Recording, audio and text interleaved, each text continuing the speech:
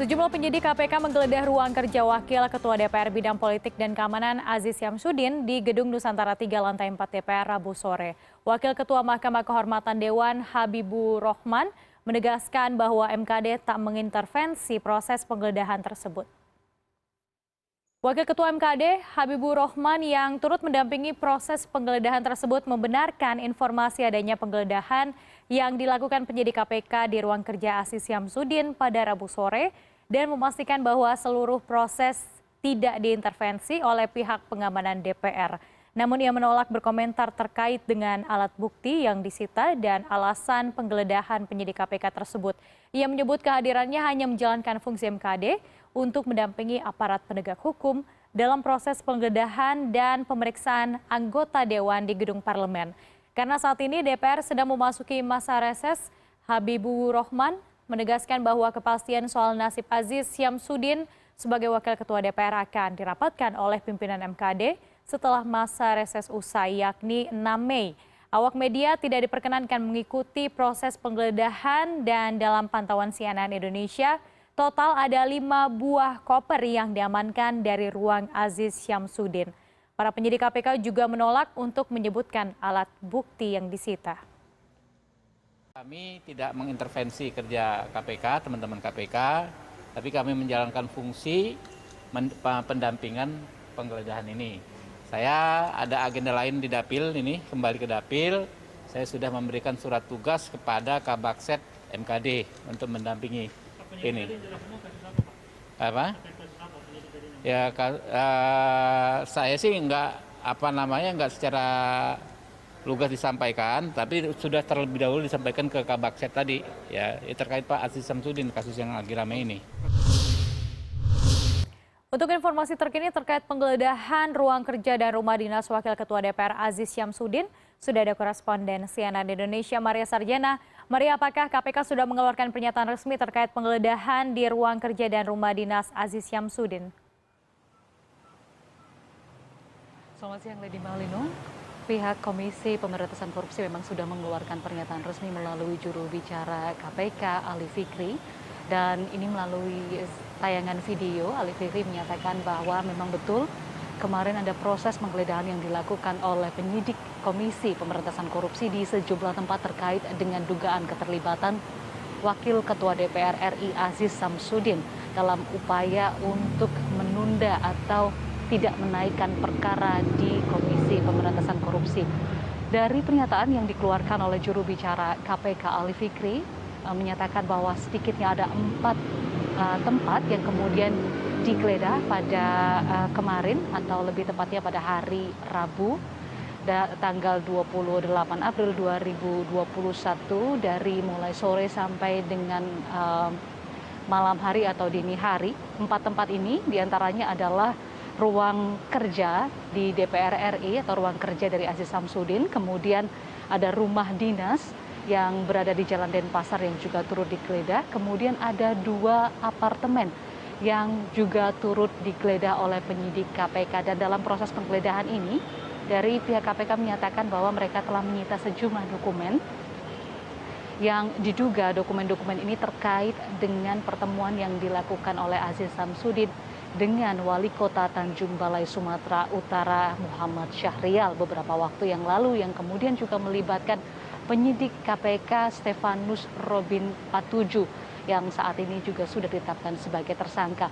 Lady, yang menarik dari proses atau dari kasus ini adalah adanya keterlibatan dari pihak luar untuk kemudian menganulir kasus yang sudah dalam proses penyelidikan di Komisi Pemberantasan Korupsi. Dalam jumpa pers yang dilakukan beberapa waktu yang lalu, Ketua KPK Firly Bahuri juga menyatakan ada keterlibatan atau ada dugaan keterlibatan dari Wakil Ketua DPR RI Aziz Syamsuddin. Dalam pernyataannya jelas pada saat itu, Lady, di bulan Oktober 2020, inilah terjadi pertemuan di antara Wali Kota Tanjung Balai Muhammad Syahrial bertemu dengan penyidik KPK saat itu bernama Stefanus Robin Patuju di kediaman Aziz Syamsuddin, sehingga disinilah ada dugaan Aziz menjadi fasilitator pertemuan di antara Wali Kota Tanjung Balai Muhammad Syahrial dengan Robin Patuju saat itu.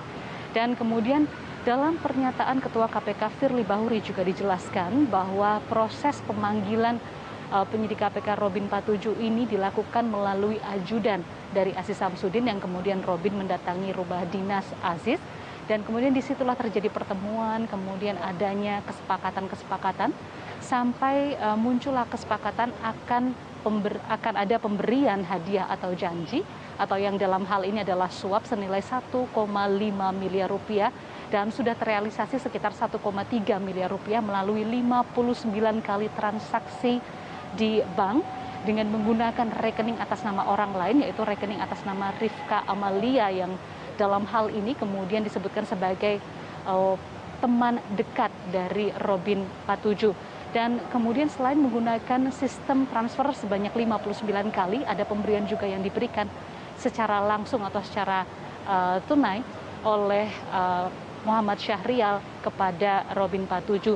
Dan tidak hanya melibatkan dua orang ini saja, Lady, tetapi kasus ini juga melibatkan seorang kuasa hukum bernama Maskur Husain. Kuasa hukum Maskur Husain ini merupakan pengacara yang kemudian memang dipekerjakan atau diperbantukan oleh Muhammad Syahrial selaku wali kota Tanjung Balai dalam hal ini untuk kemudian mengamankan posisinya dalam kasus dugaan jual beli jabatan di wilayah Tanjung Balai, Sumatera Utara.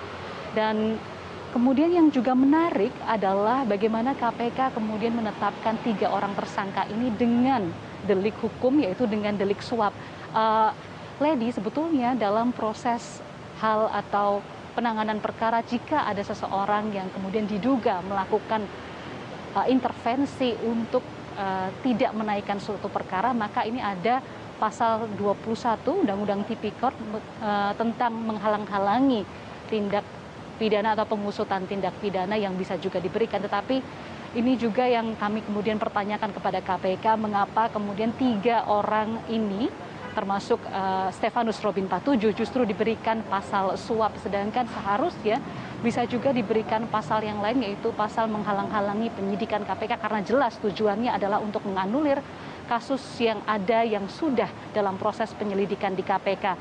Pemberian sanksi dalam pasal 21 Undang-Undang Tipikor ini sesungguhnya juga sudah dilakukan oleh KPK berulang kali pada pihak-pihak yang kemudian diduga melakukan penghalang-halangan terhadap proses penegasan atau penindakan hukum yang dilakukan KPK. Di antaranya kita masih ingat bagaimana nama kuasa hukum dari Setia Novanto, Fredrik Yunadi, juga diberikan sanksi dengan pasal 21 Undang-Undang Tipikor ini. Ya, ini pula yang kemudian kami masih menunggu apakah kemudian KPK nanti juga akan memberikan atau dugaan atau sangkaan yang serupa, yaitu menghalang-halangi proses penyidikan yang ada di KPK kepada Wakil Ketua DPR RI Aziz Samsudin jika memang ditemukan alat bukti yang kuat.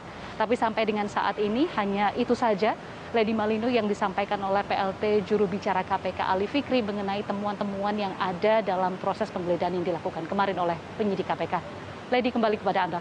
Iya, Maria, apakah sampai siang ini juga dari pantauan Anda ada orang terdekat dari Aziz Syamsuddin begitu yang dipanggil ataupun diperiksa oleh KPK terkait dengan kasus ini? Ya, Lady, untuk di KPK sendiri kami tidak melihat ada proses pemanggilan yang dilakukan oleh pihak Komisi Pemberantasan Korupsi terkait dengan penggeledahan yang dilakukan di rumah dinas Aziz Samsudin ataupun yang terkait dengan Aziz Samsudin. Tetapi tadi dalam acara yang diselenggarakan Dewan Pengawas KPK, kami juga sempat mempertanyakan mengenai bagaimana proses jalannya kasus Stefanus Robin Patuju yang juga diduga akan melibatkan juga pihak-pihak lain seperti penyidik yang lain, maupun ada dugaan komunikasi yang dilakukan oleh pimpinan KPK atau salah satu pimpinan KPK dengan Wali Kota Tanjung Balai Muhammad Syahrial dalam konteks penanganan perkara yang dilakukan di KPK. Dan ini pula kami pertanyakan kepada Dewas, dan tadi jawaban dari Tumpak Panggabean menyatakan bahwa Dewas sedang meneliti dugaan ini, laporan ini yang diberikan oleh petinggi atau koordinator Maki Bonyamin Saiman kemarin, bahwa memang ada dugaan keterlibatan pihak lain termasuk adanya komunikasi di antara pimpinan KPK dengan Wali Kota Tanjung Balai. Lady, saya ada catatan sedikit mengenai pasal 65 Undang-Undang KPK. Sesungguhnya memang ada larangan di mana pimpinan KPK, kemudian penyidik KPK untuk kemudian bertemu, berkomunikasi dengan pihak-pihak yang sedang berperkara di Komisi Pemberantasan Korupsi, dan ini juga masuk dalam concern kode etik di Dewan Pengawas KPK. Kita juga pernah mengingat bahwa saat Ketua KPK saat ini Firly Bahuri menjabat sebagai Direktur Penyidikan waktu itu sempat bertemu dengan salah seorang pimpinan daerah yaitu Tuan Guru Bajang di NTB, dan kemudian ini juga menjadi permasalahan kode etik, dan kami juga masih menunggu di sini apakah nanti KPK juga akan menindaklanjuti laporan yang diberikan oleh Maki mengenai pelanggaran kode etik yang diduga dilakukan oleh salah satu pimpinan KPK. Lady. Baik, terima kasih Maria Sarjana. Kami akan terus menanti informasi terbaru dari Anda, melaporkan langsung dari Gedung KPK Jakarta.